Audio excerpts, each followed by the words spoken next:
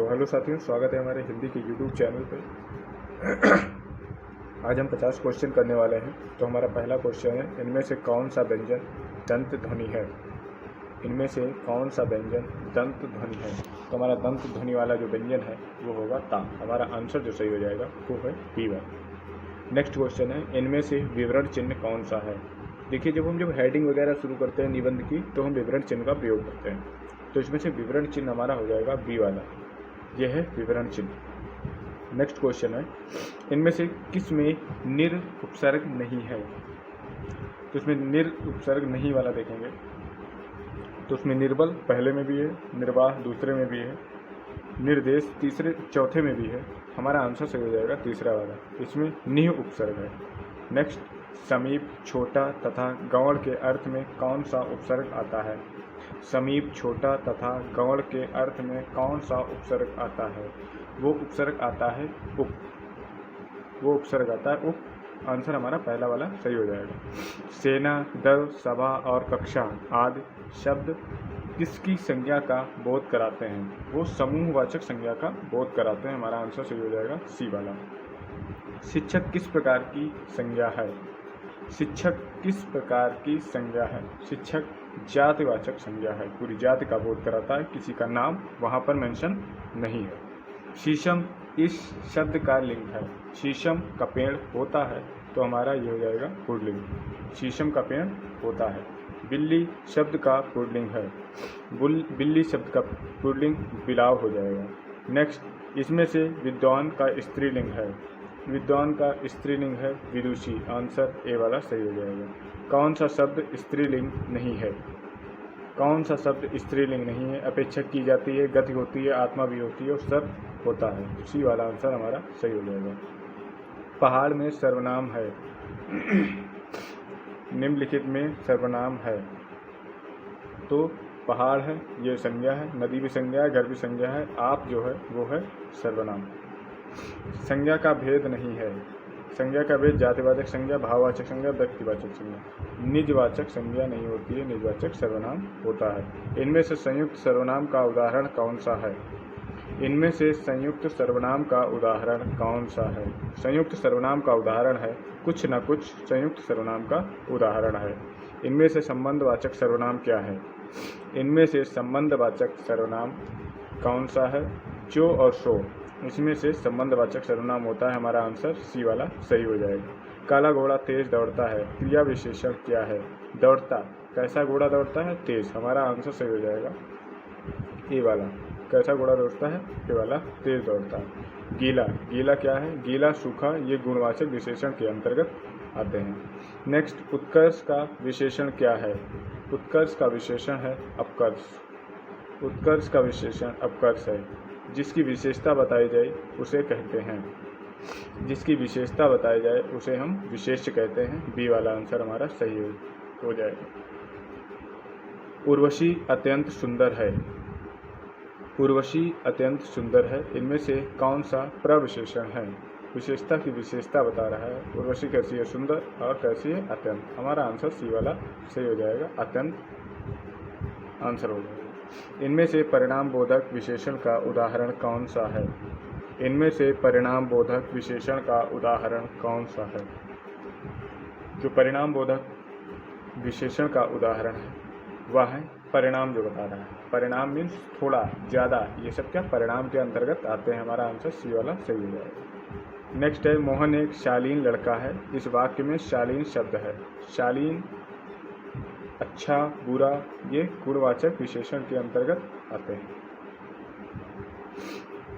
अष्टादश पुराण है। अष्टादश पुराण है। अष्टादश पुराण है। अष्टा मीन्स संख्या, 8 का बोध करा रहा है। ये हमारा आंसर हो जाएगा पहला, संख्यावाचक विशेषण। संख्यावाचक विशेषण। व्याकरण में काल का क्या अर्थ है? व्याकरण में काल का अर्थ है, काल का हर जगह अर्थ अलग अलग होता है। जो व्याकरण में काल का अर्थ है वह समय को इंगित करता है। वह किसको इंगित करता है? समय को। मैं खाना खा चुका था। मैं खाना खा चुका था। मैं सामान्य भूत तो है नहीं, आसान्य भूत भी नहीं है, संदिग्ध भूत भी नहीं। जब वो कह रहा है कि मैं खाना खा चुका था तो ये है पूर्ण भूत। पूर्ण भूत का बोध कराता है। नेक्स्ट, वह वहाँ होकर आया हो, वह वहाँ होकर आया हूँ। वाक्य में अव्यय शब्द, अव्यय जो होता है लिंग और वचन का प्रभाव नहीं पड़ता, वहाँ पर अव्यय होता है। वहाँ अव्यय, इसमें क्या होगा, होकर, इसमें होकर। उसने कटोरा भर दूध पिया। वाक्य में अव्यय कौन सा, हमने बताया लिंग वचन का जिसमें प्रभाव ना पड़े, भर। वह काम नहीं करता। वाक्य में अव्यय पद है, वह काम नहीं करता। वाक्य में अव्यय पद है, नहीं। हमें प्रतिदिन सूर्य नमस्कार करना चाहिए। प्रतिदिन मीन्स रोज। इसमें अब रेखांकित शब्द को पहचानिए। जो रेखांकित शब्द है वो है अव्यय। वह परसों से ही जाने की तैयारी में है। परसों क्या है, परसों काल को दर्शाता है, समय को दर्शाता है, तो हमारा आंसर सही हो जाएगा बी वाला। ईश्वर सर्वव्यापक है। इस वाक्य में किस प्रकार की क्रिया विशेषण का प्रयोग हुआ है। ईश्वर सर्वव्यापक है, इस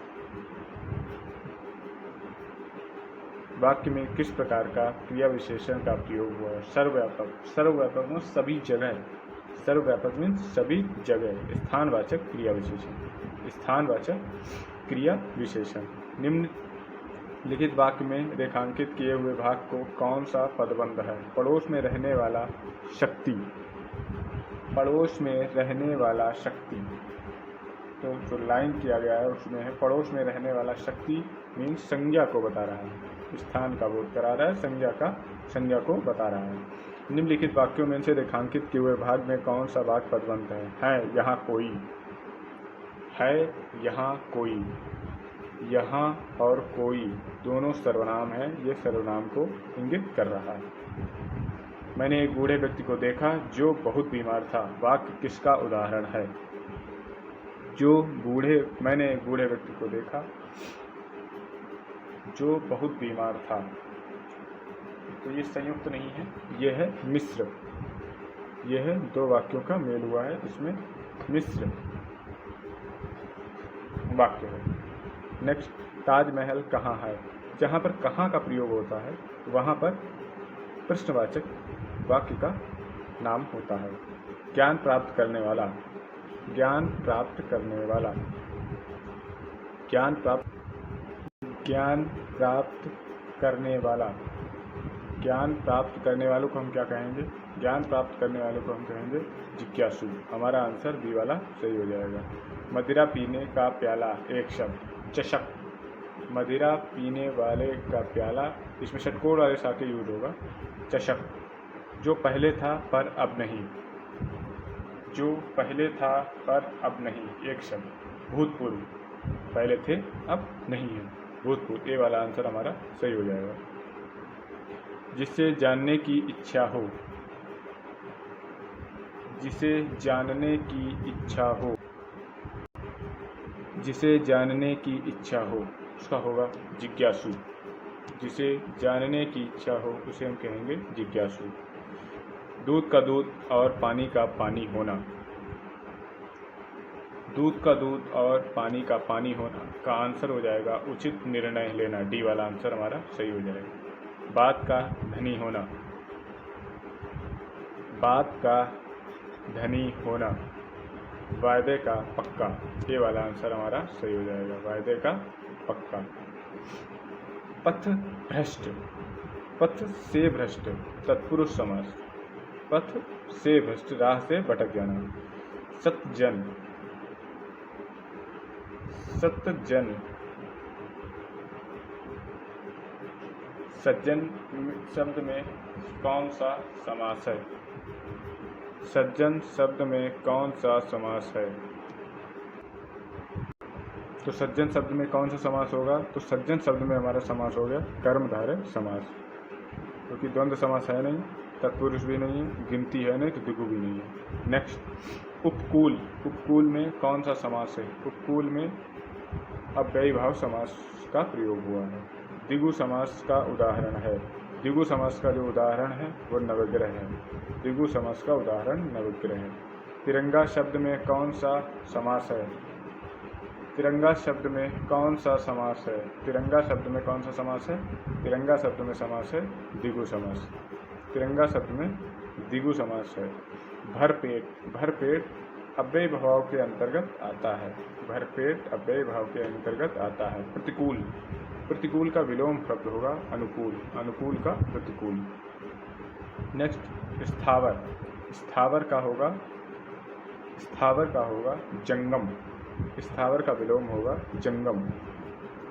नेक्स्ट भूगोल, भूगोल का खगोल, भूगोल का विलोम है खगोल। सहयोग, सहयोगी, सहयोगी का विलोम शब्द होगा प्रतियोगी। ये हमने आज 50 क्वेश्चनों की श्रृंखला की। बहुत अच्छे से आपको इन क्वेश्चनों के आंसर समझ में आए। धन्यवाद।